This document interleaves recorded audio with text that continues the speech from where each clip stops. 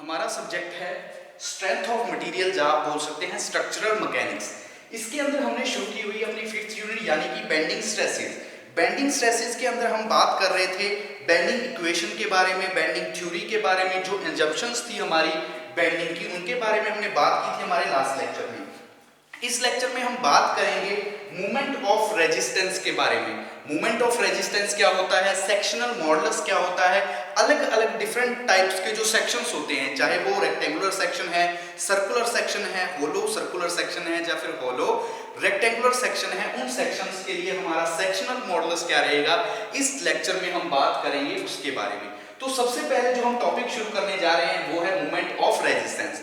Movement of resistance क्या होता है? तो मूवमेंट ऑफ रेजिस्टेंस हमारे बीम के अंदर क्या है, एक मेंबर है। क्या है जो हमारा स्ट्रक्चर है, बीम क्या होता है, स्ट्रक्चर का एक मेंबर है जिसके अंदर हम बात करेंगे मूवमेंट ऑफ रेजिस्टेंस की। तो मूवमेंट ऑफ रेजिस्टेंस क्या है? It is defined as the movement of couple formed by equal and opposite longitudinal forces acting on हमारी जो न्यूट्रल एक्सिस है, either side of neutral axis, neutral axis के longitudinal और longitudinal पर जो equal और अपोजिट फोर्सेस लग रही हैं, उसका जो एक कपल फॉर्म्ड होगा हमारे मूवमेंट का, वो कहलाएगा मूवमेंट ऑफ रेजिस्टेंस। तो हम क्या लिखेंगे? It is defined as the movement of couple formed by, किसके द्वारा फॉर्म्ड, यानी कि मूवमेंट का एक कपल है जो कि फॉर्म्ड हो रहा है, बन रहा है, किसके द्वारा बन रहा है? Equal and opposite longitudinal forces, जो इक्वल और अपोजिट लॉन्गिट्यूडनल फोर्सेस है जो कि लग रही हैं, किस पे लग रही है? जो हमारी न्यूट्रल एक्सिस होती है। न्यूट्रल एक्सिस आपको पता है, न्यूट्रल एक्सिस कौन सी एक्सिस होती है? बीम की वो एक्सिस जिस एक्सिस पे हमारा जो स्ट्रेस है वो क्या होती है? जीरो होती है। हमारी बीम की जिस एक्सिस पे स्ट्रेस जीरो होती है वो हमारी कहलाती है न्यूट्रल एक्सिस। वो हमारी क्या होती है? Neutral axis. तो हमने भी मूवमेंट ऑफ रेजिस्टेंस में यही बात की है कि it is defined as a movement of couple, कि मूवमेंट का एक कपल है फॉर्म्ड बाय, जो किसके द्वारा फॉर्म्ड होता है? Equal and opposite longitudinal forces acting on either side of the neutral axis. जो हमारी न्यूट्रल एक्सिस है, न्यूट्रल एक्सिस पे जो एक्ट कर रही हैं इक्वल और अपोजिट लॉन्गिट्यूडनल फोर्सेस, जब वो एक कपल का मूवमेंट का एक कपल तैयार करती है, उसको हम क्या बोल देते हैं? Movement of resistance. तो हम क्या लिखेंगे? It is defined as the, जहां पे लिखेंगे the movement of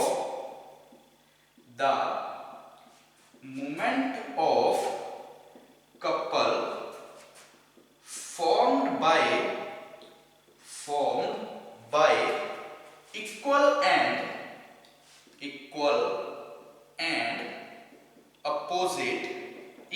and opposite, जो इक्वल और opposite longitudinal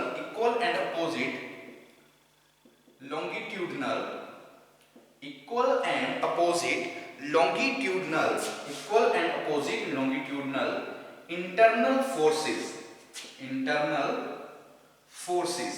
equal and opposite longitudinal internal forces on either side of the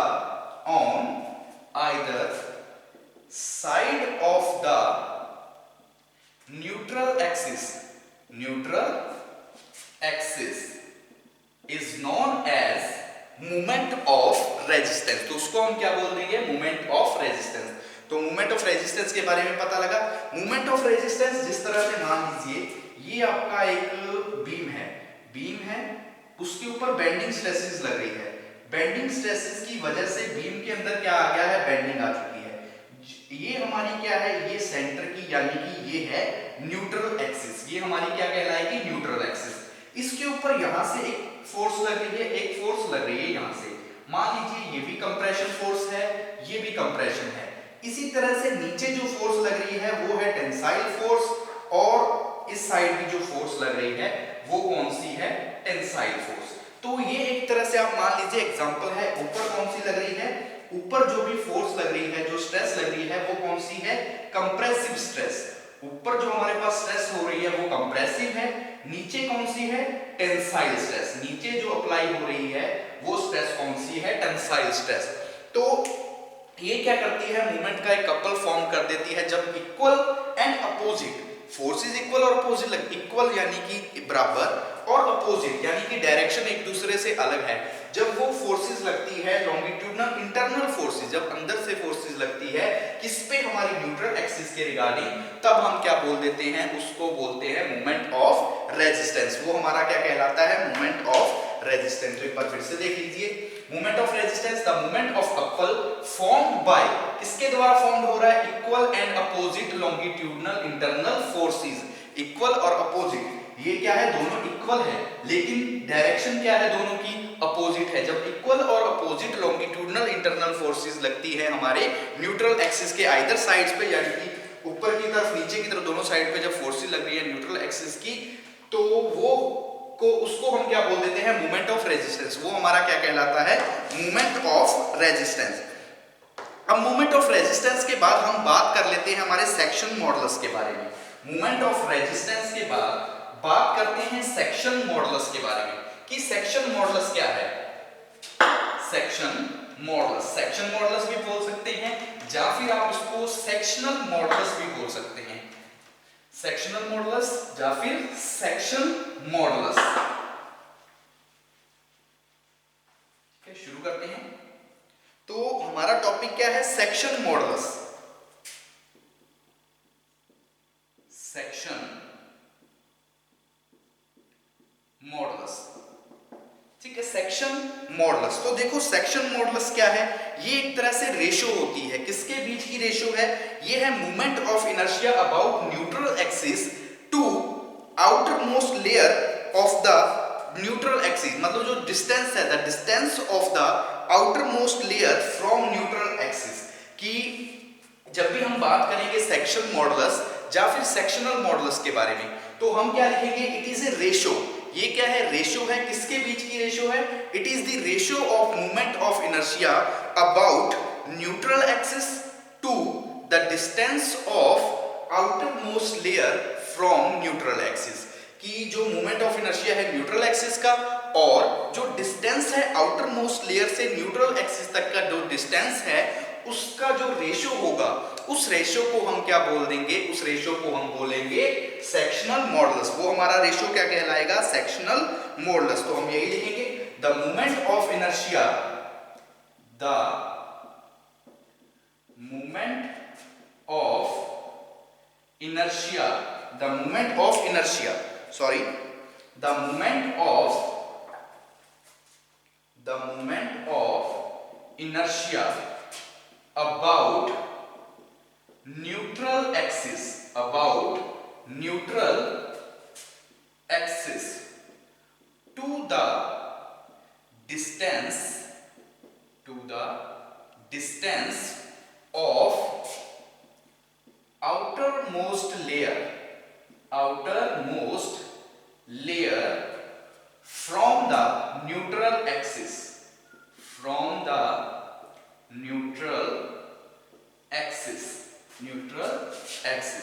कि न्यूट्रल एक्सिस तक जो डिस्टेंस ट्रेवल है और जो मोमेंट ऑफ इनर्शिया है न्यूट्रल एक्सिस के रिगार्डिंग, उन दोनों की रेशो, उस रेशो को हम क्या बोल देते हैं, सेक्शनल मॉडुलस। वो रेशो क्या कहलाती है, सेक्शनल मॉडुलस। तो हम फॉर्मूले में लिख देते हैं, सेक्शनल मॉडुलस को हम डिनोट करते हैं Z के साथ। किसके साथ डिनोट करते हैं, Z के साथ। तो ऊपर क्या आ जाएगा, the moment of inertia, the moment of inertia about neutral axis divide bye, नीचे क्या आ जाएगा, नीचे आ जाएगा the distance of outer most layer from neutral axis, ठीक है। तो ये तो हमारा फॉर्मूला बन गया। अब हम इसको डिनोट किस तरह से करते हैं, जैसे अपना है moment of inertia. Moment of inertia को हम डिनोट करते हैं I के साथ। मोमेंट ऑफ इनर्शिया को हम डिनोट करेंगे I के साथ, और जो हमारा डिस्टेंस है आउटर मोस्ट लेयर का, कहां से, न्यूट्रल एक्सिस से, उसको हम लिखते हैं Y के साथ। उसको हम किसके साथ लिखेंगे, Y के साथ। तो ये हमारा फॉर्मूला बन जाएगा सेक्शनल मॉडुलस का। ये जो हमारा फॉर्मूला आएगा ये फॉर्मूला किसका होगा, सेक्शनल मॉडुलस का, जो कि आगे फर्दर हमें काम आएगा जब भी हम न्यूमेरिकल प्रॉब्लम्स करेंगे सेक्शनल मॉडुलस के रिगार्डिंग की सेक्शनल मॉडुलस निकालना है तब हमें ये फॉर्मूला काम आएगा।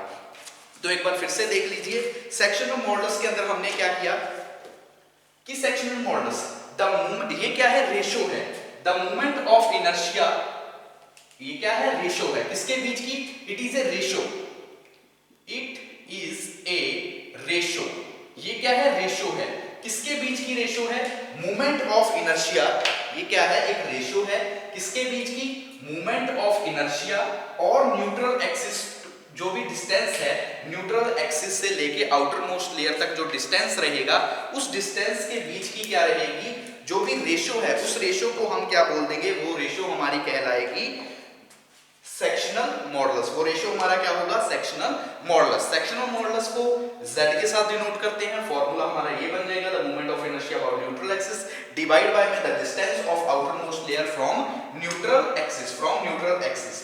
और जो हमारा फॉर्मूला बनेगा वो बनेगा z is equal to I divide by में y, क्योंकि मोमेंट ऑफ इनर्शिया को हम डिनोट करते हैं i के साथ और जो डिस्टेंस है डिस्टेंस को हम लिखते हैं y के साथ। तो ये हमारा फॉर्मूला किसका बन जाएगा, सेक्शनल मॉडुलस का, ये हमारा फॉर्मूला किसका रहेगा, सेक्शनल मॉडुलस का। अब हम बात कर लेते हैं अलग अलग सेक्शंस के लिए जो हमारा सेक्शनल मॉडुलस रहेगा, कि अलग अलग सेक्शन के लिए आपको बताया था कि हमारा टॉपिक बनेगा एक कि डिफरेंट सेक्शंस के लिए क्या क्या सेक्शनल मॉडुलस रहेगा। तो हम बात करते हैं डिफरेंट जो हमारे सेक्शंस है कि sectional modulus of different sections, sectional modulus of different sections.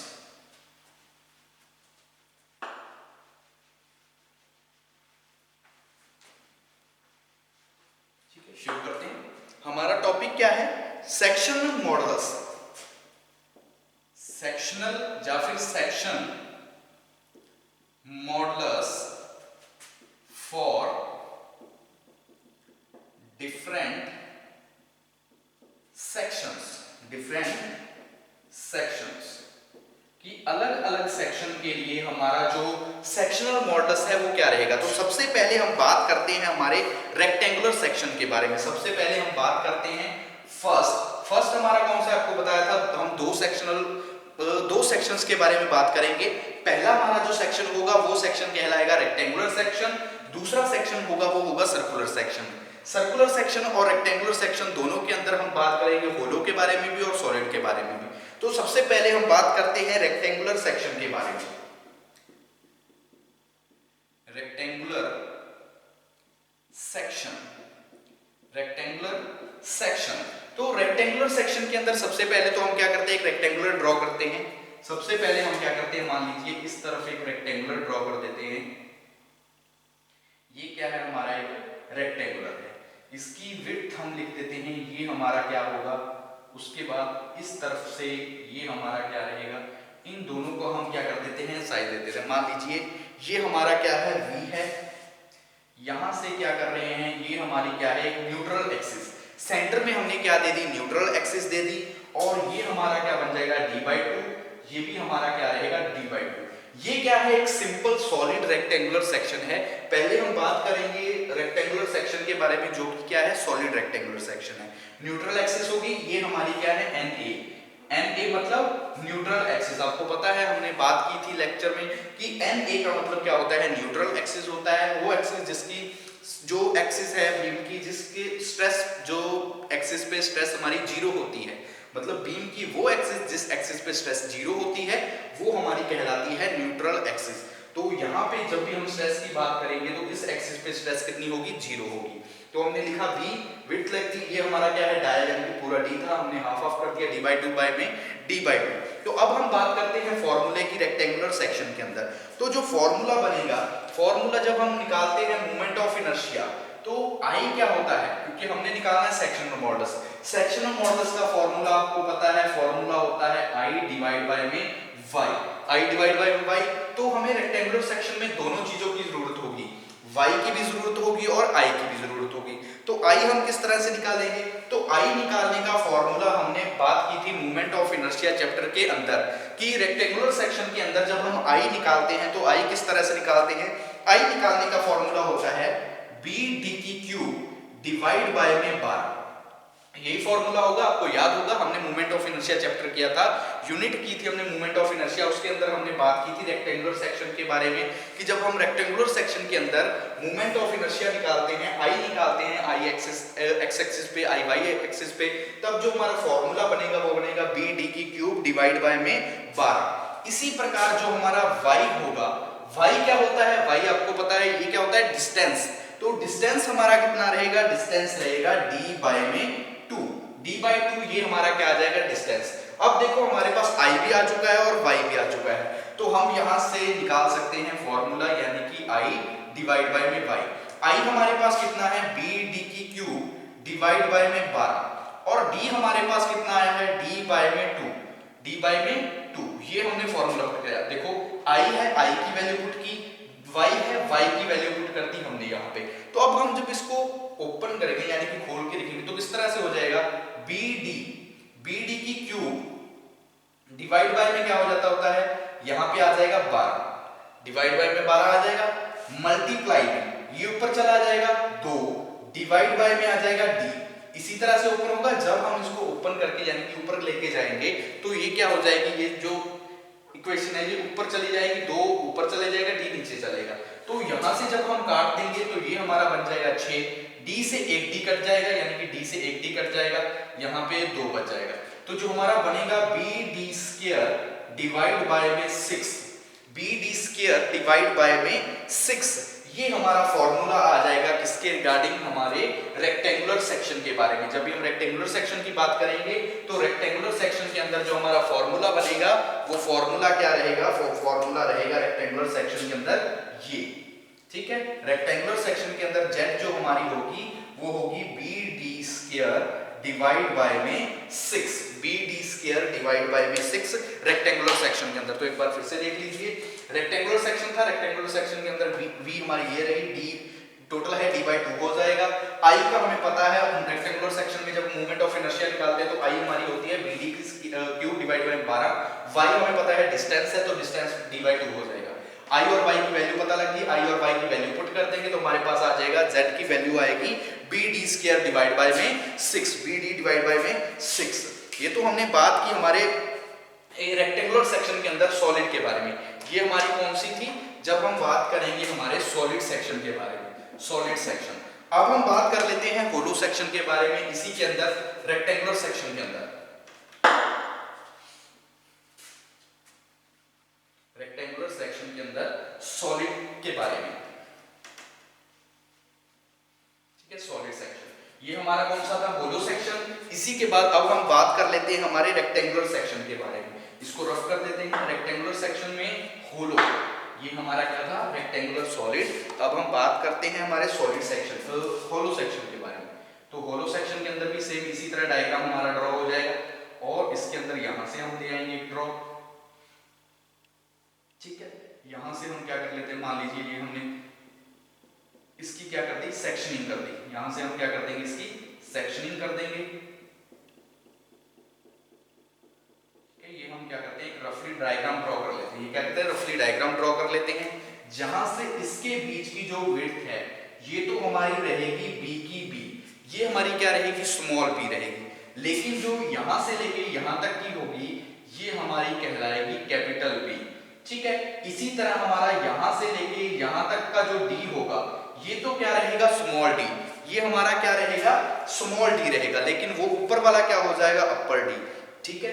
यहां तक क्या रहेगा? ये स्मॉल d हो जाएगा। लेकिन जब हम बात करेंगे ये क्या रहेगा? Small d। जब बीच में हम कर देंगे, मान लीजिए ये पूरा क्या है? d है। लेकिन यहां से लेके ये हमारी क्या है? न्यूट्रल एक्सिस n a, यहां से लेके यहां तक का जो डिस्टेंस होगा वो d by 2 हो जाएगा। वो क्या हो जाएगा? d by 2। तो देखो हम जब सिर्फ अंदर की बात करेंगे, अंदर जब हम देखेंगे तो अंदर वाला हमारा रहेगा सॉलिड, जैसे हमने सॉलिड की डायमेंशनिंग की थी सेम रहेगा। जब हम पूरे को कंसीडर करेंगे तो कंसीडर ये पूरा b हो जाएगा। जब पूरे इसके बारे में बात करेंगे तो d होगा, हाफ के बारे में बात करेंगे तो d d/2 हो जाएगा। तो फॉर्मूला पता है, हमने निकालना है, ये हमारा कौन सा है, होलो सेक्शन। ये हमारा कौन सा है, होलो सेक्शन है, रेक्टेंगुलर सेक्शन है। हमने निकालना है i। आपको पता है निकालना हमने z divide by i, z is equal to i divide by में y। तो हमें i की वैल्यू पता होनी चाहिए, y की वैल्यू पता होनी चाहिए। तो i की वैल्यू निकालते हैं किस तरह से, रेक्टेंगुलर सेक्शन के लिए फॉर्मूला आपको पता है, फॉर्मूला होता है bd की क्यूब डिवाइड बाय में 12। bd की क्यूब डिवाइड बाय में 12 ये तो होता है जब हम बात करते हैं सॉलिड सेक्शन के बारे में, रेक्टेंगुलर सेक्शन के अंदर। जब हम बात करेंगे होलो के बारे में तो फॉर्मूला किस तरह से बन जाएगा, bd की क्यूब डिवाइड बाय में 12 माइनस bd की क्यूब डिवाइड बाय में 12। यानी कि एक बार तो आएगा कैपिटल, यानी कि जब हम पूरे को कंसीडर करेंगे, इस पूरे में से इस छोटे को हम क्या कर देंगे, माइनस कर देंगे। ये पूरा हमारे पास है, इसमें से हम बीच वाले को माइनस कर देंगे तो हमारे पास किसकी वैल्यू आ जाएगी, हमारे पास वैल्यू आ जाएगी i की वैल्यू। तो i की वैल्यू आ जाएगी, हम किस तरह से लिखेंगे, 1/12 हम 1/12 बाहर रख लेंगे और अंदर हमारे पास क्या बचेगा, bd की क्यूब यानी कि कैपिटल BD की क्यूब माइनस में स्मॉल bd की क्यूब। हमारे पास जो बचेगा bd की क्यूब माइनस में bd की क्यूब। तो ये हमारे आ जाएगी i। इसी तरह हम y निकालेंगे, y आपको पता है y क्या हो जाएगा, d/2। y हमारा क्या रहेगा, d/2। अब हम इसको क्या करेंगे, z की स्थान में पुट कर देंगे। तो i है, i की वैल्यू है कितनी है, 1/12 bd की क्यूब माइनस में bd की क्यूब डिवाइड बाय में, डिवाइड बाय क्या आएगा, डिवाइड बाय आ जाएगा d में 2। ये हमारा क्या होगा, डिवाइड बाय में, क्योंकि i के नीचे क्या है y, तो y की वैल्यू भी पुट कर दी, i की वैल्यू भी पुट कर दी। जब हम 2 से 12 है, 12 को 2 से कट करेंगे तो 6 आ जाएगा।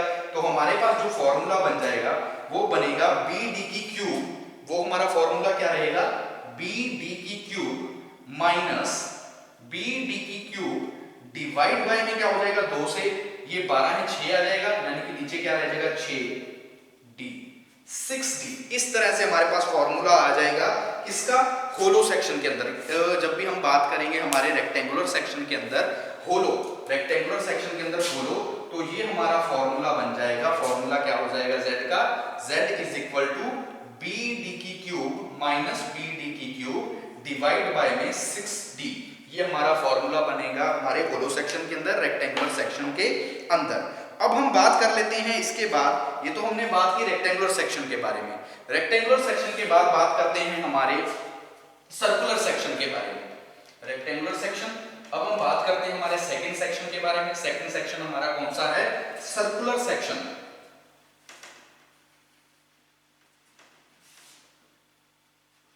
सर्कुलर सेक्शन, रेक्टेंगुलर सेक्शन के बाद बात करते हैं हमारे सर्कुलर सेक्शन के बारे में।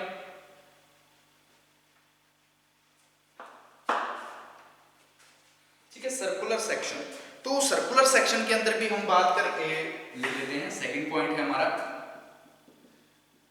Circular section.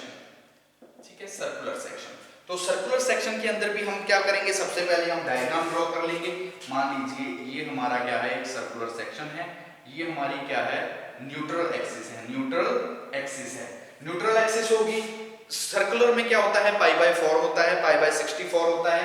तो ये हमारा जो रहेगा यहां से लेके यहां तक क्या होगा, ये रहेगा d/2। तो न्यूट्रल एक्सिस है, सॉरी न्यूट्रल एक्सिस तक हमने क्या कर दिया, d/2 कर दिया, पूरा हमारा d रहेगा। हम निकालेंगे सर्कुलर सेक्शन के अंदर सेक्शनल मॉडुलस। तो सेक्शनल मॉडुलस हम निकालते हैं, तो फॉर्मूला आपको पता है, फॉर्मूला होता है z is equal to i divide by में y। तो सबसे पहले यहाँ पे भी हमें i की जरूरत होगी। तो सर्कुलर सेक्शन के लिए मोमेंट ऑफ इनर्शिया चैप्टर के अंदर हमने बात की थी, इसके बारे में मोमेंट ऑफ इनर्शिया जो हम i निकालते हैं, किस तरह से i निकालते हैं, जो फॉर्मूला होता है। तो फॉर्मूला सर्कुलर सेक्शन के लिए जो फॉर्मूला बनेगा वो होता है πd4 डिवाइड बाय में 64। ये फॉर्मूला होता है i यानी कि मोमेंट ऑफ इनर्शिया निकालने का सर्कुलर सेक्शन के अंदर, πd4 डिवाइड बाय में 64। और जो हमारा y रहेगा, y क्या होगा, d/2।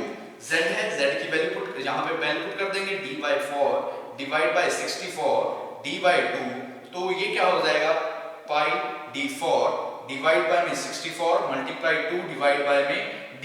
तो यहाँ क्या आ जाएगा, 32, d से 1 d कट जाएगा, तो यहाँ रह जाएगा 3। तो हमारा जो फॉर्मूला बनेगा z का, πd3 डिवाइड बाय में 32। पाई d3 डिवाइड बाय में 32। ये हमारा फॉर्मूला किसके लिए रहेगा? सेक्शनल मॉडुलस के लिए।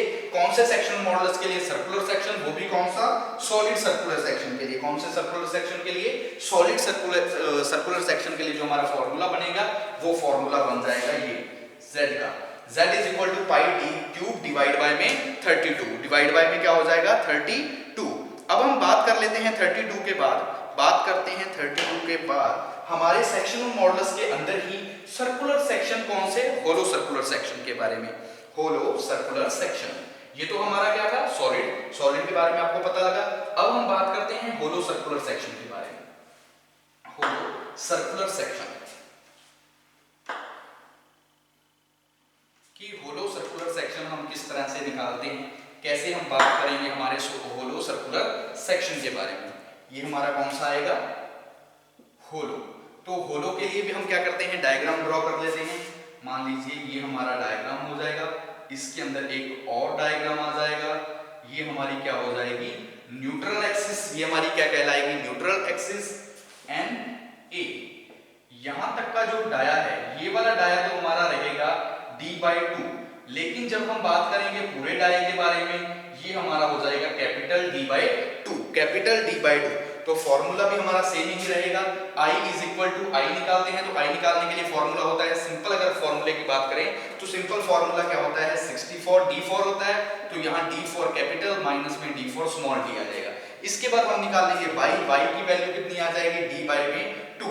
z है तो I और y की वैल्यू पुट कर देंगे तो हमारे पास जो फॉर्मूला आ जाएगा वो क्या हो जाएगा? पाई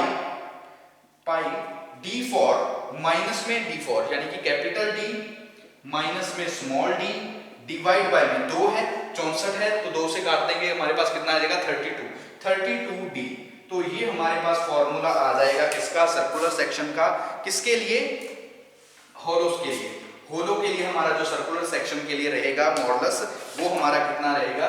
z is equal to pi d4 capital D4 minus में स्मॉल d4 डिवाइड बाय में 32d। ये हमारा फॉर्मूला होगा सर्कुलर सेक्शन के लिए। ठीक है, तो इस लेक्चर में हमने बात की सबसे पहले मोमेंट ऑफ रेजिस्टेंस के बारे में, सेक्शन मॉडुलस के बारे में। उसके बाद हमने बात की डिफरेंट टाइप्स के सेक्शंस होते हैं, जो अलग अलग सेक्शंस होते हैं, अलग अलग सेक्शन के लिए अलग अलग सेक्शन मॉडुलस होती है। तो हमने मेनली दो सेक्शंस के बारे में बात करनी है। पहला सेक्शन हमारा रहेगा सर्कुलर रेक्टेंगुलर सेक्शन, दूसरा सर्कुलर सेक्शन। रेक्टेंगुलर सेक्शन के अंदर सॉलिड और होलो, इसी तरह सर्कुलर सेक्शन के अंदर भी सॉलिड और होलो दोनों सेक्शंस हमारे रहेंगे। तो ये हमारा section modulus for different section topic था।